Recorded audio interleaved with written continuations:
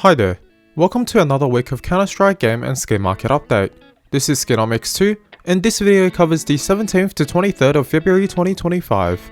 A quick word from our sponsor CS2 before we dive in. Go to trade mode, easily find the skin you want, and trade it in a few seconds. You can fund your purchases via your skins or a variety of methods. For something different, big discount on skins, you should definitely try the market mode. It is peer-to-peer, so it means you can find very good deals there. You can sell your skins instantly as well to cash out. Follow the link in the description and start trading skins the best way. Now, let's dive right into the headlines. Starting with the Armory Pass, the returns have remained overall stable. However, we did see the character craft stickers dipping below the profitability after Steam fees, which marks the first time for any collection in the Armory Pass to do so. This is bad news, as people are losing interest in these battle passes. Shanghai Major stickers didn't see much change this week in terms of returns, although I do want to highlight the contender team stickers having a return of 99%, which is abnormally high. Other than that, we did see the most expensive sticker in the challenger team capsule shift from liquid to Mongols. Perhaps due to the lowering demand for the current Armory Pass items, this week, Gabe Follower has found codes in the game allowing workshop items to be added into the Armory Pass, including for charms.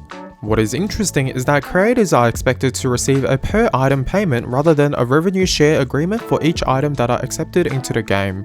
The details are not yet released, but I think this means that creators will receive less money over the longer run. By the way, the charms displayed on screen are purely decorative. Team charms still remain a pure speculation at the moment. Moving on, let's talk M4. Leadify published results and comparison of the split between the use of A1 and A4 in both Pro Play and Premier since the A4's reduction in price. As seen on screen, the A4 increased in usage in every rank. However, not to the degree that it overtakes the A1. What is even more fascinating to me is that the average player at 10 to 15,000 in Premier has the highest adoption rate for the A4. Resulting from these new data points, we can see that most A4 skins have come down in price since the initial panic buy from the change. Despite this, they remain at a slightly elevated level to pre-change as the increasing usage does marginally increase demand. I did want to quickly touch on the slew of new GPU releases and their impact to Counter-Strike. Most hardware testers do not test CS2, only Hardware Unboxed did from what I have seen. Most new GPUs handle CS2 quite well as expected. However, the generational improvements between the Nvidia 40 series and 50 series is quite minimal for CS2, so if you are looking to upgrade and only play CS2, maybe you can save yourself a bit of money. Next, I have some headlines from the pro scene. Kensizor, who plays for B8, accused Oxygen from CS500 of cheating after a game. M0NESY, Snappi, and Gabe have all suggested this is possible from the footage they have seen. The clips will now be shown.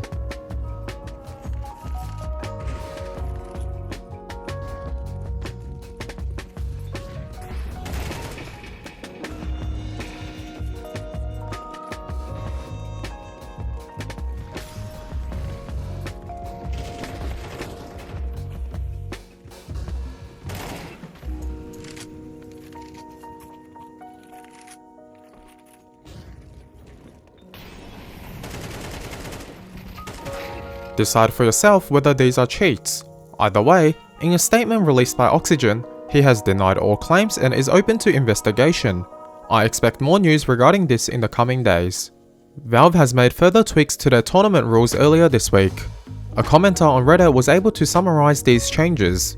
Basically, a tournament has to start at the same time or later for higher ranked participants rather than in layers, and some additional adjustments were made to the invite system. Tier 2 events can still be hosted purely from open qualifiers, and the specific location of events no longer have to be announced in advance, merely the region. The summary is on screen if you want to read into it in detail. Now, onto some lighter news. A Chinese streamer by the name of Rong R went viral in China a few weeks back, but now has also gained traction in the West. She gained initial popularity for her likeliness to Donk. Later, it was discovered that her dad looks extremely similar to Rain.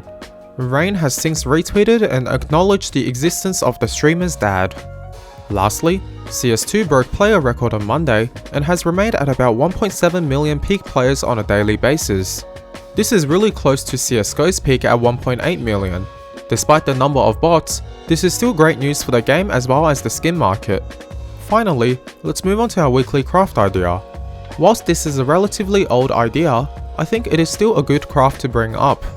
The M0NESY skin on the Glock can be customized to look like a fade by using a combination of Rio stickers. Simply select 5 of any stickers in the color order of yellow, orange, red and purple, then start placing the stickers from left to right to create the desired effect.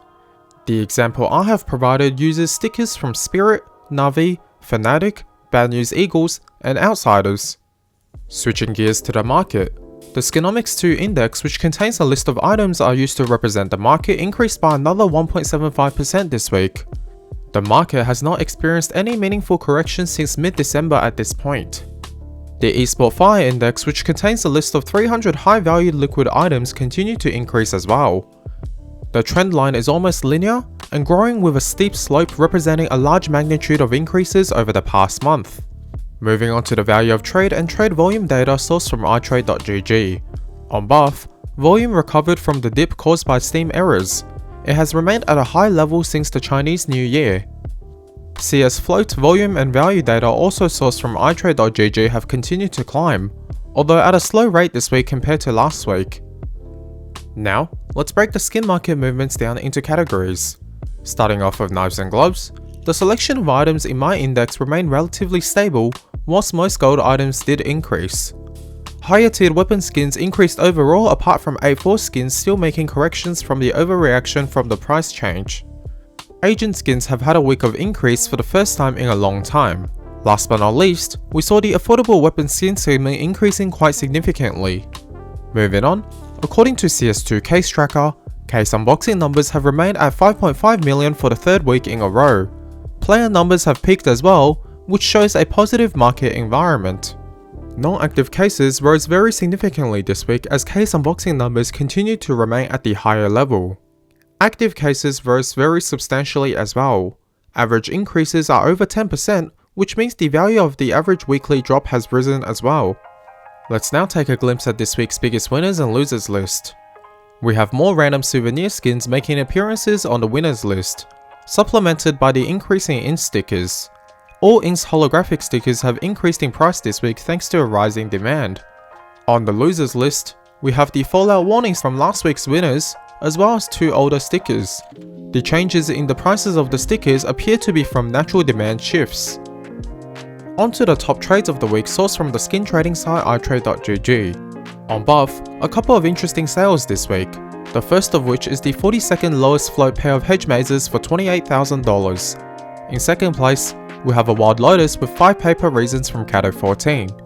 And in third place, we have a low float Emerald Butterfly for $19,000. CS Float also had some exciting sales this week. First of which was a tier 1 blue gem skeleton in minimal wear for $25,000, whereas the second is a Cato 14 legend capsule for $20,000, and in third it was a Emerald Butterfly for around $17,000. Moving into game news, there were no updates this week. So now onto the pro scene. PGR Cluj-Napoca is set to play its final between MOUZ and Falcon as of the upload of this video. Can Falcon finally break their curse with Nico? The team list is confirmed for the upcoming IEM Dallas 2025. The final spot was secured by the newly formed Heroic team over Astralis. Astralis has continued their downfall despite an expensive roster with heaps of major experience. In other news, Monty added Lin to their lineup after Deitch's departure. 9Z signs Adams. Börsen is back with MIBR in their active roster for another stint. The German organization signs the entire Boss roster after Boss failed to secure funding to continue. Saw signs Siyot and Azuwu from the defunct Endpoint. Limvision signs Call Me Sus in replacement for Afufu. I am still open to skin donations and a reminder to join my Discord. Thanks to CS Money for the sponsorship. Please like, share and subscribe. On that bombshell, that was all for this video. Thank you very much for watching and see you in the next one. Bye!